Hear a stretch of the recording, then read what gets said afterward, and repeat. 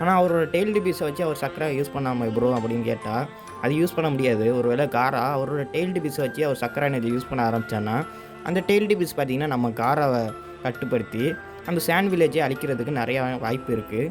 அதனால தான் பார்த்திங்கன்னா நம்ம காரா அந்த டெயில் டிபீஸோட பவரை யூஸ் பண்ணாமல் காரா அவரோட சக்கராவை மட்டும் யூஸ் பண்ணுவார். அவரோட சாண்டு பவரை வச்சு முடிஞ்ச அளவுக்கு அவர் சக்கராவை வச்சு யூஸ் பண்ணுவார். டெய்டாராவும் சும்மா சொல்லக்கூடாது. அக்காட்சியை சேர்ந்த நம்ம டெய்டாரா பவர்ஃபுல்லாக இருப்பார்.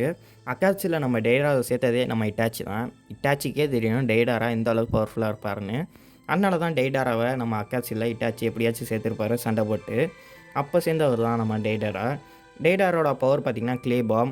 டெய்டாரா கிளே மாதிரி ஏதோ தூக்கி சாண்ட் வில்லேஜுக்கு மேலே போட்டிருப்பாரு. அது சாதாரண கிளே இல்லை, அது மாஸ்டர் பீஸு நம்ம டெய்டாரோட.